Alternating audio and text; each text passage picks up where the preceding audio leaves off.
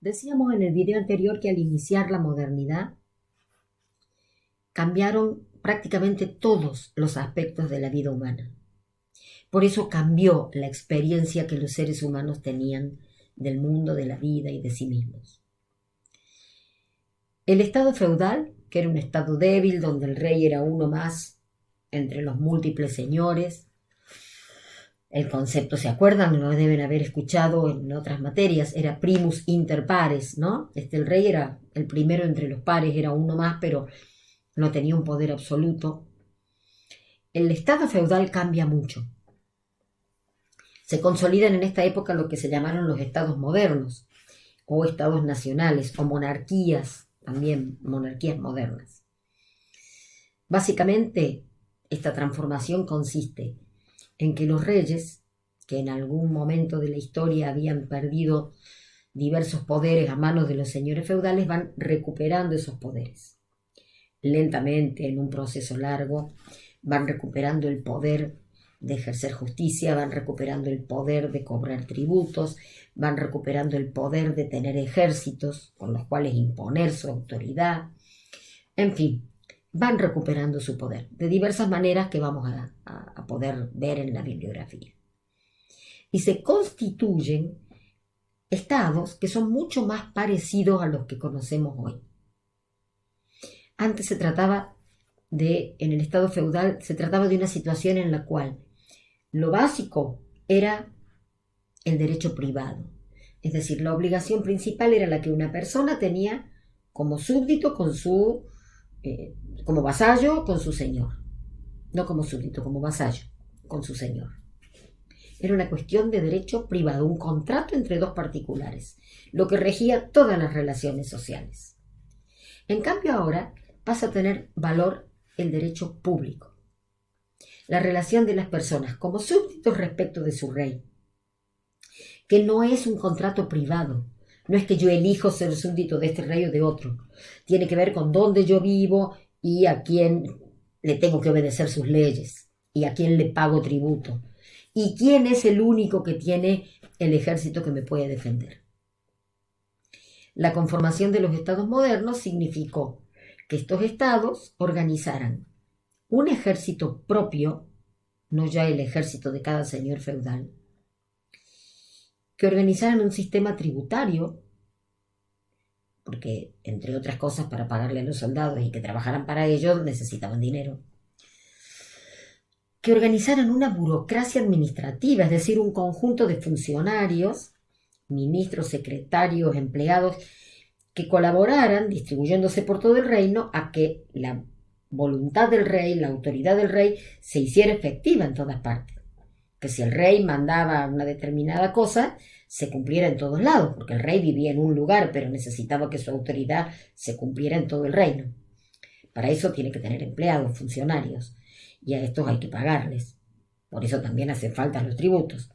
Es decir, un ejército propio, un sistema tributario propio y una serie de funcionarios propios del Estado. No más un vasallo que a su vez tiene otros vasallos y tiene otros vasallos, como era la pirámide feudal. No, eso ya no. No más que cada señor feudal cobrara tributo a sus vasallos. Ya no. Todo el mundo le paga tributo al rey. No más que cada uno tenga su propio ejército. No. El rey es el que tiene un ejército. Y además los reyes tuvieron que organizar, y eso continúa así hasta el día de hoy, un sistema diplomático. Porque tuvieron que empezar a relacionarse con otros reyes que estaban haciendo los mismos procesos. Estaban también en sus lugares tratando de imponerse sobre los señores feudales. Y para no entrar en colisión, para no tener choques, disputas, que de todos modos las tuvieron, por supuesto, fue necesario un sistema diplomático. Es decir, establecer relaciones internacionales, enviar embajadores, personas que le hablaran en nombre de este rey a otro rey, para que hicieran acuerdos, para que firmaran tratados y de esa manera pudieran hacer alianzas. En esa época también era para que gestionaran matrimonios entre una princesa de un lugar y un príncipe de otro, para que luego cuando ellos tuvieran hijos, este fuera príncipe de los dos reinos.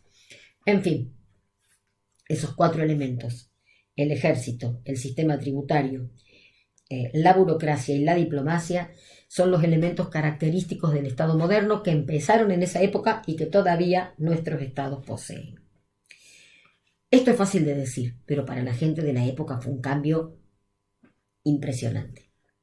Ni hablemos de lo social. Ustedes ya vieron, cuando vieron el video sobre la Baja Edad Media, ya escucharon hablar del surgimiento de la burguesía como una clase social nueva que se constituye sobre todo en las ciudades, que no son vasallos y no son señores, no son siervos ni son señores feudales.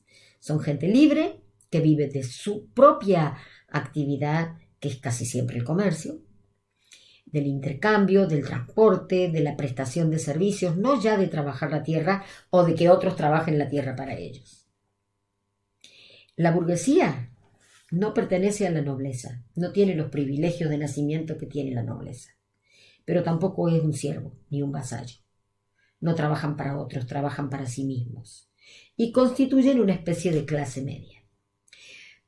Hoy a nosotros nos parece eso algo bastante normal, pero en realidad recuerden que la sociedad feudal era una sociedad clasista, dividida estricta y jerárquicamente, y que incluso las personas de la Edad Media creían que ese era el orden del mundo querido por Dios, y que así como era la tierra también era el cielo, que en el cielo también había esas jerarquías, y que el mundo estaba dividido entre los que rezan, los que combaten, los que trabajan, porque esa era la voluntad de Dios. Y de pronto aparece otro grupo social y toda su estructura, toda su manera de entender el mundo, a Dios, la vida eterna, se ve trastocada. Porque entonces quiere decir que no era el único modo posible de organizar la sociedad. Y entonces no necesariamente era el modo querido por Dios.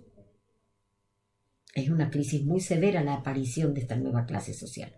Y por supuesto tenemos una clase social que pugna por encontrar su espacio y por tener poder. Esta clase social tiene mucho dinero, pero no tiene privilegios legales porque no ha nacido en la nobleza. Así que va a usar su dinero para ganarse los privilegios, o comprando títulos de nobleza, o siendo aliado de los reyes. Los reyes quieren controlar, disminuir el poder de los señores feudales. La burguesía también. Los reyes necesitan plata, los burgueses tienen plata. Muchas veces van a hacer acuerdos por los cuales los reyes defienden a los burgueses de las pretensiones de los señores feudales y los burgueses ponen plata para la monarquía. Bueno, esa es una de las maneras, hay otras maneras como se alían. Pero el cambio social, la aparición de un nuevo modo de estructurar la sociedad, fue realmente una revolución. Ni que hablar de la economía. Esta es la época en que surge el capitalismo.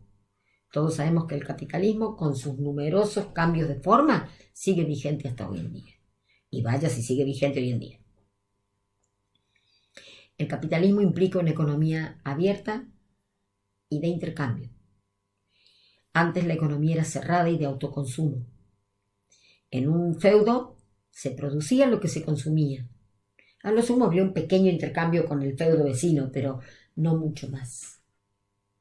Unos trabajaban la tierra, otros se alimentaban de eso mismo y le daban una parte a sus siervos para que vivieran de ello. En esta época, en realidad desde fines de la Edad Media, aparecen otras formas de economía, porque el comercio que se desarrolla desde fines de la Edad Media permite la acumulación de capital. Y el capital permite un incremento permanente. Si yo el capital lo invierto, puedo tener más capital. Y para que todo el sistema funcione necesito el intercambio. Tiene que ser abierto el sistema de circulación económica. No que yo produzco y yo consumo. Yo tengo que producir más de lo que consumo para venderle a otro y entonces tener una ganancia. Y así surgen los circuitos comerciales de nivel internacional. Y así surgen lo que se llama el tercer sector, ¿no? El sector de servicios, aquellos que no producen ningún bien, pero sí producen un servicio, los que se encargan, por ejemplo, del transporte. No producen nada, pero prestan un servicio, llevan los productos de acá hasta allá.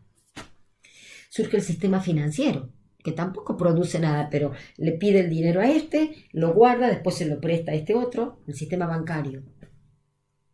La economía se hace una economía abierta e interdependiente, y monetaria, por supuesto. Y ese cambio no es menor. Eso va a poner al revés la vida de todo el mundo occidental. Y una cosa más, que parece una tontería, pero fue muy importante, fueron los cambios geográficos y científicos. Me parece que vamos a ir a un tercer video para que entonces no sea tan largo. Vamos a un tercer video.